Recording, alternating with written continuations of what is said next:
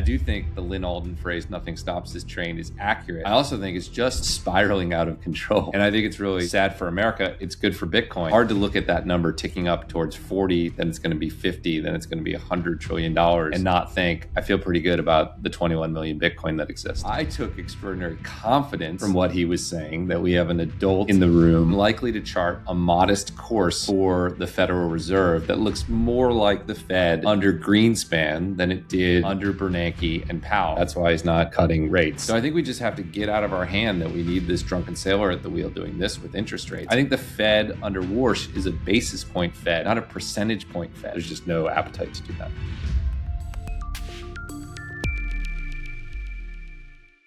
We're confident in where we're going over the next couple of years because the government can't stop itself. Elizabeth Warren just came out with a tweet yesterday saying that there's one thing I agree with Donald Trump is that we need to get rid of the debt ceiling.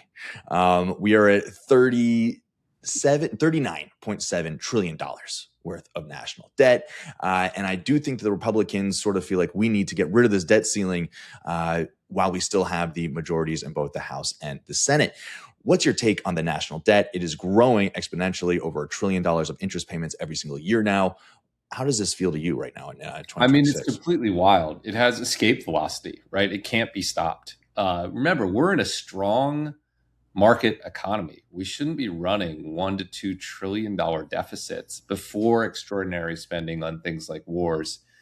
And you have interest rates ticking up, which makes servicing that debt. I do think the Lynn Alden phrase, nothing stops this train, is accurate. I also think it's just spiraling out of control. And the fact that Elizabeth Warren wants to remove even this periodic check-in on the debt is an incredible fact, right? If you look back at, the debt ceiling has all sorts of negative consequences in terms of government shutdowns that really hurt people, et cetera. But what we've seen in the past is that it does provide some sort of time-post to talk about spending. You often see cuts associated with it. I think the government is completely out of control. And I do think we're starting to get the self-reinforcing escape velocity from which there's no coming back. And I think it's really sad for America. It's good for Bitcoin. Hard to look at that number ticking up towards 40, then it's going to be 50, then it's going to be $100 trillion and not think, I feel pretty good about the 21 million Bitcoin that exist. 100%. And now we've got a new man at the head of the Federal Reserve.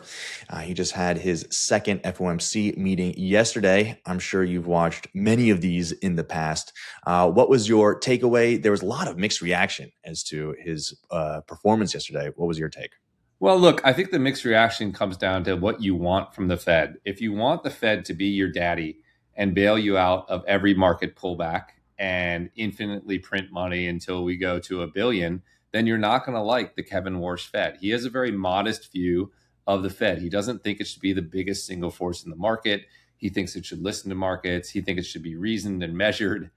I took extraordinary confidence from what he was saying, that we have an adult in the room who's looking at the data and listening to the data and likely to chart a modest course for the Federal Reserve that looks more like the Fed under Greenspan than it did under Bernanke and Powell. I think the negative reaction to it is that the Bernanke and Powell Fed gave investors this sugar high, and it continually doubled down on this sugar high. And I think Warsh is saying, I'm not going to do that.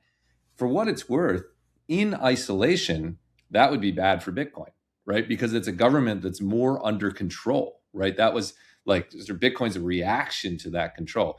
In the end, I think it's good for the US. I think Bitcoin wins anyway because the spending is out of control, and that's not within Warsh's remit. But I think that's what the mixed sentiment was. Some people want the Fed to step in and bail it out and add fuel to every fire, and he's just not going to do it. I thought it was extraordinarily competent, extraordinarily reasoned. I think he's listening to multiple voices. I think we're all lucky to have him at control of this important agency. And so much of it, of course, is appearances, right? What people take away from the minutia of the words at which he says, the red lines through the statement. And he came in sort of with a mandate to cut, right? That was the whole entire story of Trump, of the last year in the nomination process and all of this. But he's held steady the last two meetings. What do you think a rate cut would do to this economy that's so juiced up on the AI trade?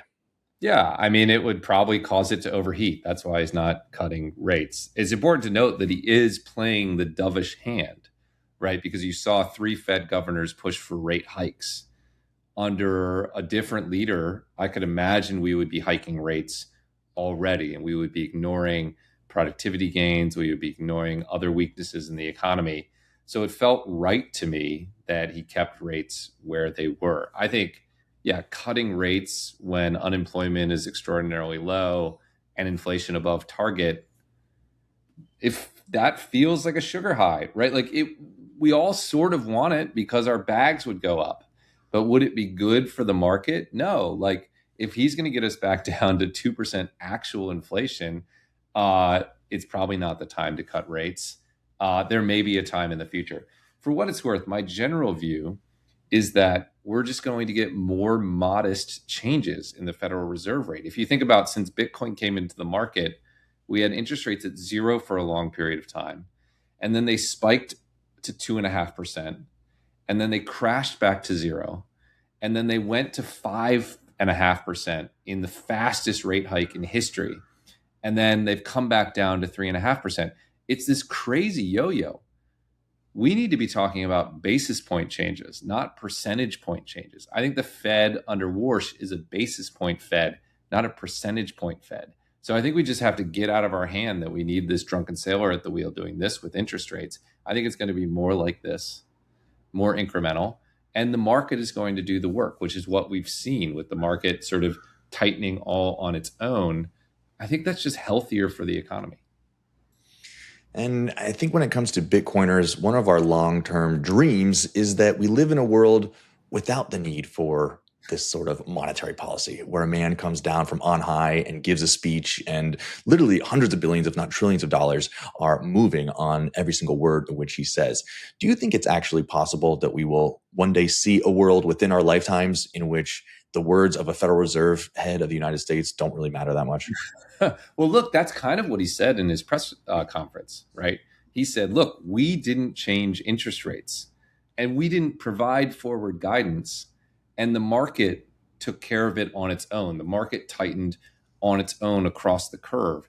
So that is the direction that he is pointing in. Again, Bitcoin, big picture, is a response to this extraordinary intervention in the economy that we've seen since the great financial crisis, right? The Bernanke, Powell, Fed, $1 trillion bailouts, et cetera. Warsh is like one example of going back to a more normal world. Will the Fed still be important? Of course, the Fed will still be important. It does set the Fed funds rate, which is an anchor for the economy. That's the way our economy is architected. It will be many years until that's not true. But actually, I think this is sort of returned more to what Bitcoiners are asking for in the market. And of course, Bitcoin is providing the check against the extravagance. The real challenge for the economy is Warsh is only controlling this. You still have this debt and deficit on the other side, which is just spiraling to infinity. And there's no sign, I mean, I don't have to tell you that. That's not going to get under control. There's just no appetite to do that.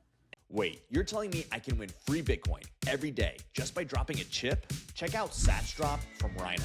You get 3 free drops every day with chances to win up to 10,000 sats instantly.